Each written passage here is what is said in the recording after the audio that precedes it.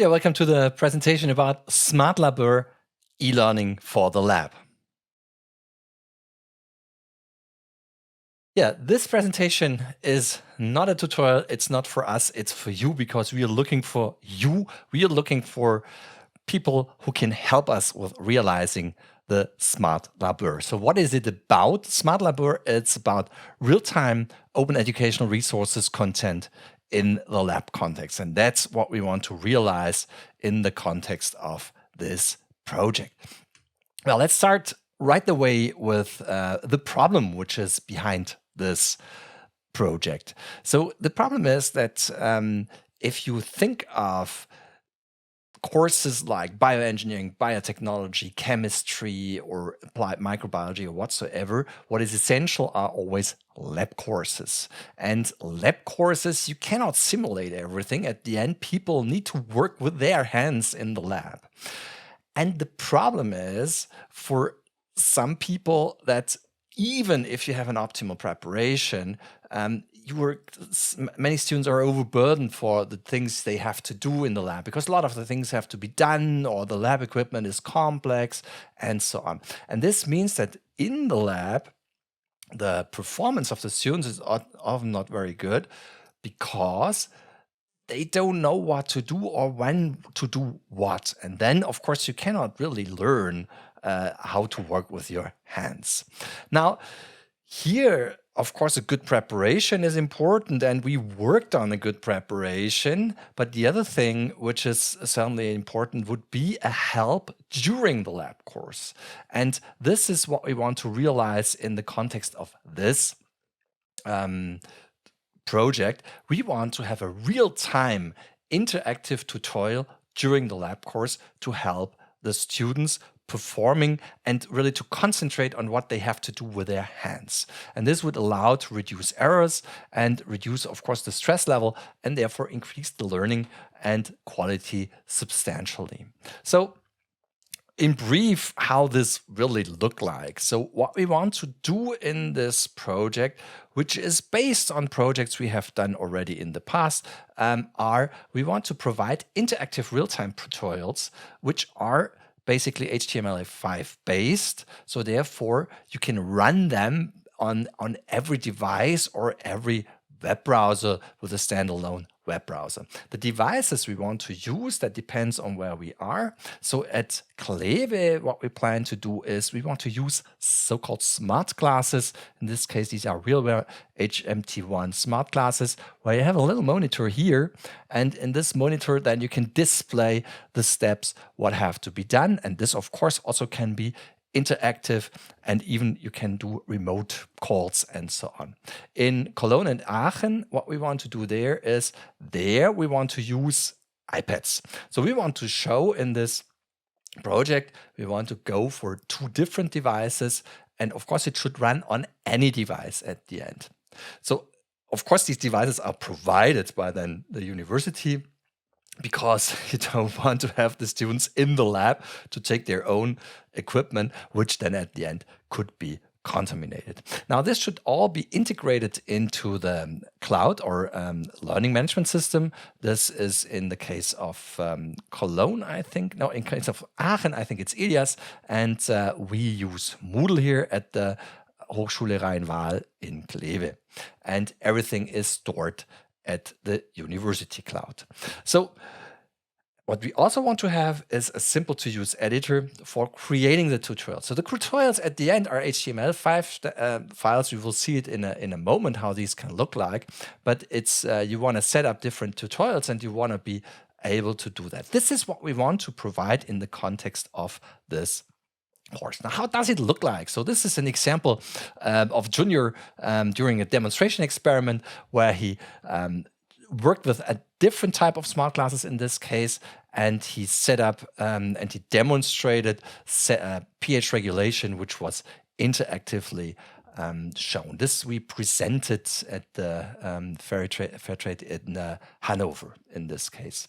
Okay, and how can this look like? An example is this slide here. So this is a so-called CFU experiment. It's a standard experiment in microbiology. CFU stands for colony-forming units. So at the end, you plate out your bacterial suspension and you count. And what you have to do is you have to do the serial dilutions. And this is not so easy as it looks like. And often we see many problems there. So therefore, you have kind of a step-by-step instruction, which then runs through the glasses or through your iPad and exactly tells you what to do. And we can also then video protocol the steps, and then the students can later on check where has the error been, because not every time you have the chance to watch what the student is actually doing. So this is kind of the key, and this is what will be done in different lab courses. Now, how is that structured?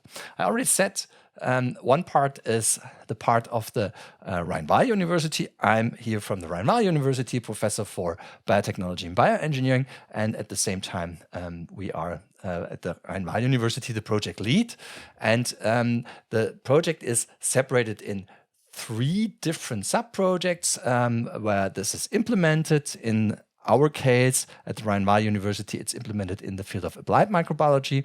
These are 2 different lab courses. One lab course is a lab course for bioengineering English. This is the reason why I also talk in English. And the other lab course is in food science, which is a master study course in German. And in Cologne, it's an implementation in a chemistry lab course, and in Aachen, it's an implementation in a biochemistry lab course. So there will be people doing the implementation. There will be a central unit, which is also located at the Rhein-Waal University.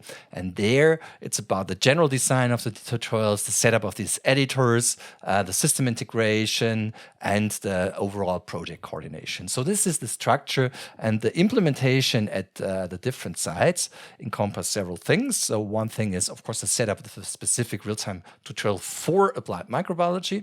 So let's say the general how-to comes from the central unit, and then this is adopted to the field of applied microbiology, for example. Of course, in Cologne, chemistry, or in Aachen, it will be biochemistry. And then it's integrated into the specific LMS, in this case, Moodle, if we talk about the Rhein-Waal University. And then we really do a run with students, for example, in projects. And this has to be done by the people on place. And then it will be implemented in real-world lab courses. And there will be, of course, a real evaluation. So it's also scientific. Does it work? It's not just trying. You want to see whether it works. And then it's the remaining materials that we have provided, of course, for the courses. There is a scaffold around, and this will be harmonized so that all 3 courses from the different fields look similar. And this then should be uploaded to the ORCANet. So this is kind of the structure, and this is what we need to do for that. So for all these implementations, it's similar. We're looking for a person who has a 50% position for the 2 years. And to do that, you have to have a completed bachelor, or you're about to end. So the start is the 1st of April 2022, so this year in April. And of course, as it's 50%, this is potentially suitable for people in their master thesis. So you can do that during your master thesis if you study something which is in line with this. So this is true for all these implementations. So remember, at the Rhein-Waal University, it's a German and an English lab course. In Cologne and in Aachen, they're both German lab courses. At the central unit, we need then a person who has a completed master and or a PhD. This person will be responsible, as you remember, for the complete implementation. So this is also a higher position. We need someone with a complete master. So this is also, of course, an option for people just having finished a master in their field. And this will be a full-time position for 2 years. So this is the profile we're looking for. So you see that for the implementation, you should have a bachelor in natural science, engineering, informatics, and so on. So bachelor where either you learned how to program and so on, or it's also okay if you have a bachelor in bioengineering, for example, and you know how to program and you did it. So you need, of course, at least basic skills in programming. Ideally, you have already skills in JavaScript or TypeScript. You need to have some ideas of HTML5, and you need to have some ideas of generating web-based content. So otherwise, this will be hard. And whether you have acquired these skills during a dedicated study course in bioinformatics or whatsoever, or whether you have done it yourself, but you need to able to prove that you have that, everything is fine. Now, you should have a fair command of English. As you see, we are talking in English here. This means that the major language depends on where you are. In Cologne and Aachen, the major language will be German, but in the Rheinwald University, due to our international atmosphere, it's possible that we speak most time English, which is not a real issue in this case. So here the English level should be B1, B2, and the German level, of course, if we talk about lab courses only in German, it's at least B2, and also at Rheinwald you should have B1, B2 for the implementation. Now, the central unit, which is again located at the Rheinwald University, so this is completed Master in Informatics, Web Design related study course, or at least pronounced knowledge in these areas. So it's again, we don't want to exclude someone, but here you need to have profound knowledges and ideally a master which is connected to that. So you have then solid skills in this case in programming of web-based applications, HTML5, and you have experience with generation of web-based content, and with setting up running web servers are of course of advantage that you can generate a testing environment. Now here the English level should be B2. The German is not so important, but of course it's nice. You should have at least some idea of German, and getting better is always good. So you should, when starting the project in April, come close to a B1 level. That would be okay. We don't need grades, so that you can follow talks also in German. Of course, what we always want to have for both is you should have a good self-organization, creativity, and ability to work autonomously. So this is kind of what we see in what we want to have in as a position. Now I want to briefly show you how it looks like. First, we start with the Rheinwald University. So the Rheinwald University is a young university. We have around about 6,000 students. At the campus Kleve, we are around 5,000 students. There we are located, and it's at the Faculty of Life Science. And now I want to show you how this actually looks like. And this is an excerpt of a lab course where we did already some live streaming, and we work already with that. So I was engaged in e-learning a couple of years, and this is an example where we did a microbiology lab course, and this lab course was live streamed into YouTube, and the students were via WebEx. So you see that this is an example of a setting what we had to do in Corona. And this is how it looks like. This is how our lab courses look like. So of course, a normal lab course will not have all this camera gear and so on around. Yeah, so that was the part of the Rheinwald University. Now we come to the part of the TH Köln, University of Applied Science. Und da gehe ich mal zum Deutsch über und freue mich auf den Dirk, der uns das kurz erklären kann. Hallo Dirk. Hallo Jo. Dirk, vielleicht kannst du mal ein Wort dazu sagen, über dich vielleicht und die TH Köln erstmal, wo dein Part stattfindet. Ja. Kurz vorweg, ich bin durchaus in der Lage, auch Englisch zu sprechen. Wir haben nur unser Projekt so aufgesetzt, dass wir in beiden Sprachen unterwegs sein werden. Und darum ist das Video eben auch zweigeteilt sprachlich. Also ich bin von der TH Köln, eine relativ große Hochschule für angewandte Wissenschaften mit mehr als 27.000 Studierenden, mit mehreren Standorten. Und unser Standort ist am Campus Leverkusen, also nicht direkt in Köln, sondern Campus Leverkusen, derzeit im Camppark, sozusagen schräg unterm Bayerkreuz, und bald hoffentlich an unserem neuen Campus in Leverkusen-Opladen. Wir werden im Sommer dorthin umziehen. Und dann werden wir auch richtig mit dem Projekt durchstarten. Okay, ja, ich glaube, das ist ein wichtiger Hinweis. Wir können alle Englisch, glaube ich, aber natürlich sind die Praktika von der Sprachlichkeit unterschiedlich. Die Praktika in Köln und in Aachen sind alle Deutsch. In der Hochschule Rhein-Waal sind sie teils Englisch, teils Deutsch. Ja. Ich habe hier so ein Bildchen von dir bekommen, da bist du mit der Laborbrille in deinem Praktikumsraum drin. Das sieht sehr nach Chemie aus. Was machst du denn da? Was macht ihr denn da in dem Praktikum, um das es geht, wo da ein bisschen befüllt wird? Ja. Ja, wir haben 2 Studiengänge bei uns am Campus, pharmazeutische Chemie und angewandte Chemie. Und dieses Praktikum, um das es hier primär geht, ist das Praktikum anorganische Chemie im Studiengang angewandte Chemie. Und das ist ein Zweitsemesterpraktikum, mit dem wir uns seit vielen, vielen Jahren auseinandersetzen und immer jedes Jahr ein Stückchen die Lehre verbessern. Und das versuchen wir natürlich mit dem Projekt noch weiter zu treiben und einen großen Schritt in Richtung Digitalisierung zu machen. Ich glaube, man muss vielleicht auch mal dazu sagen, Dirk, du bist natürlich kein Anfänger was Digitalisierung betrifft.